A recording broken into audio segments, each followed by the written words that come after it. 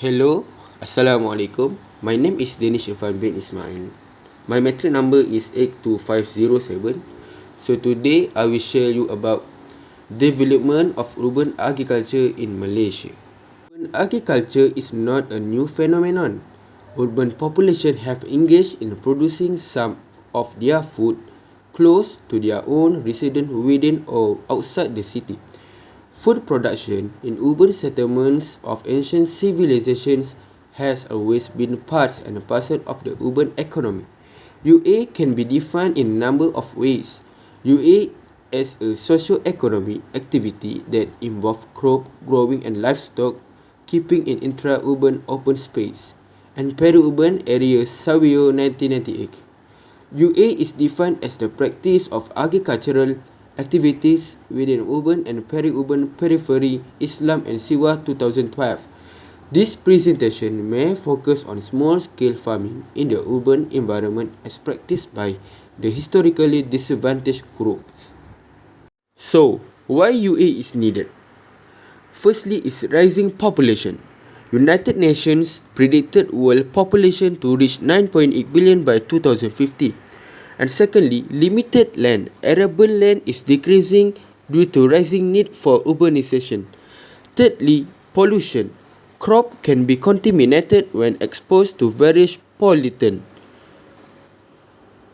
Other than that, YUA is needed for food security. Demand for food will be 60% greater than it is today due to rapid population growth. Secondly, climate changes also YUA is needed. For shifting climate patterns negatively impact crop harvest. And lastly, food safety. Indoor farming crops are free for pesticide and pollution. So we go to another slide, that presentation slide by Prof. Hassan Ali 2017 about urban population in 2015.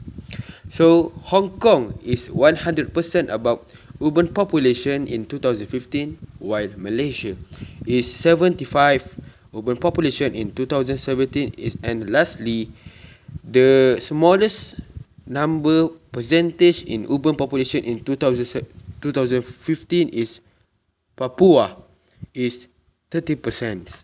So we go to another slide from Department of Statistics Malaysia Circus data 1970, 1918, 1991, 2000, 2010 original presentation slide by Prof. Hassan Ali 2017. So we can see that Malaysian urban vs rural population. At this slide, we can see about contribution agri sector to GDP and labour force. Contribution to GDP according to sector, primary sector / industry, natural products, agriculture, mining and forestry, gas.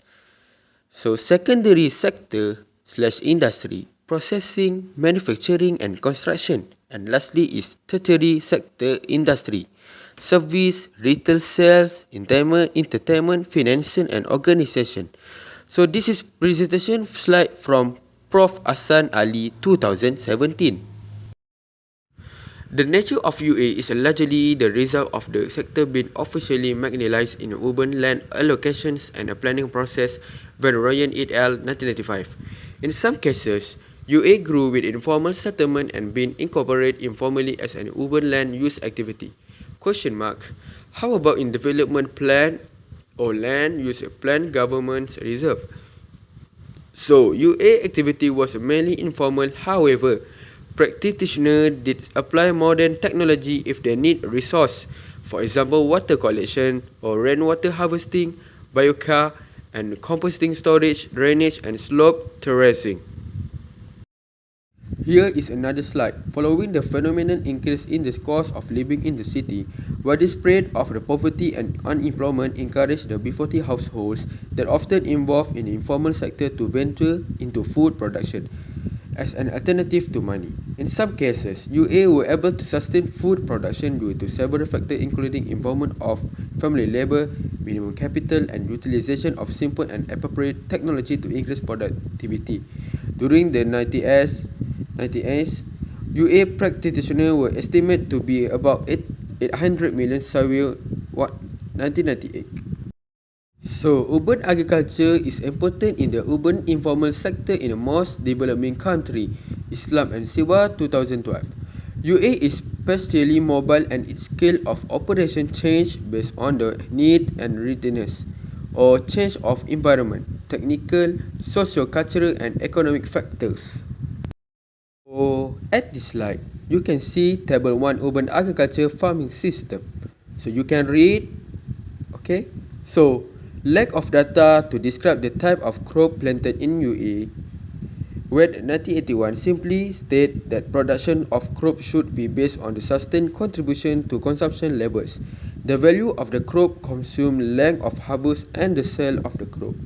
Morgut 1994 mentioned crop choice by farmer is based on a local water supply, soil condition, distance from home, plot size, use of the product and the gardener's control over future use of the plot.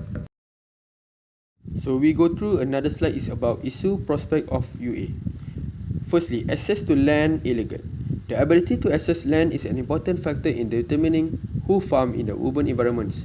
Often those who have been in the area for longer periods are more likely to be involved in farming because they are most likely to access and lands and they know procedure, formal and informal and have networks. However, there are also indications that new migrants from rural area are the one most likely to practice farming as the legacy of their rural life.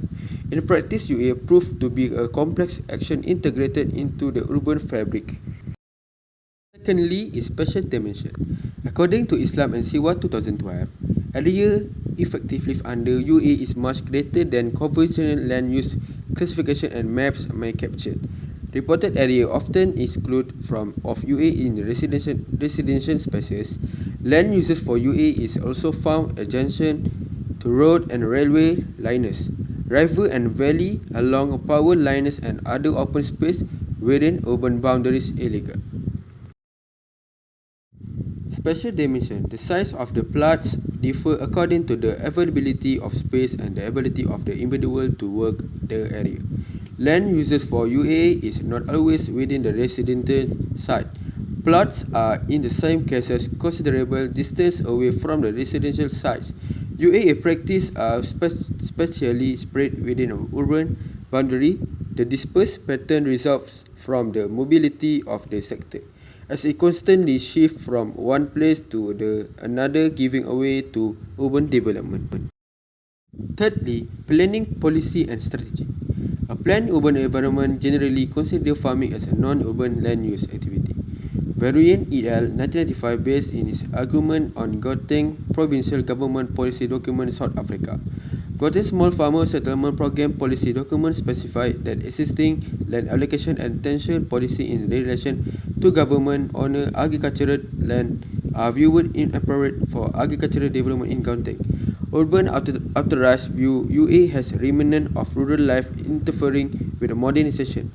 This attitude denies UA is the necessary support and attention. Public sector support to UA was directed to serve large-scale commercial farmers adjacent to urban concentration, ignoring small-scale and informal operations. Strategic consideration for successful UA. Firstly, integrated approach. Based on the literature review, it can be argued that UA should not be excluded during urban development planning. To optimize the contribution and functioning of the sector, the link between the activity and the rest of the urban economy must be understood and strengthened. UA should be systematically integrated into the urban system. Secondly, strategic consideration for successful UA is policy development. Potential role of UA in poverty alleviations, urban economic growth will depend strengthening of the asset base of the urban, as well as on policy relating to UA policy are critical for the creation of environment of UA development. Thirdly, planned interventions. Specific agricultural policies supported by zoning of high potential farming area and the provision of access to a range of economic and technical support services are required for UA development. The public and private sector partnership should be engaged to provide support service. Fourthly, flexibility and innovation. The promotion and development of UA required flexible and innovative strategy. Innovative and valuable solutions to urban problems are often found in grassroots experiment or small-scale local government pilot projects. To achieve maximum impact, successful innovations should be upscaled and replicated. Fifthly, diversity. Different farmer types should be supported with service relevant to their respective needs. Government efforts should pay particular attention to the problems experienced by the emerging commercial and smallholder household for food products. And lastly but not least, participative planning. Interactive and participative approach based at community level should be applied to create ownership at community level. They should be supported by coordination of service by different stakeholders. A synergistic approach with a balanced participation between target group and authorities in policy and decision making is required. So this is the last slide about recommendation. Firstly, recognize agriculture as a land use activity in urban environments. Secondly, provide a sufficient support service to the urban small-scale agricultural sector. Thirdly, encourage or introduce the teaching of agriculture as a subject in urban schools. Encourage investment on infrastructure and technology development required for UA development. Coordinate agricultural activity within urban and between urban and rural areas. Involve beneficiary in the planning and implementation of project. Assistance should not only focus on group but should also consider individual. Establish permanent structure and institutions that will promote urban agriculture activity. So that's all from me. Thank you.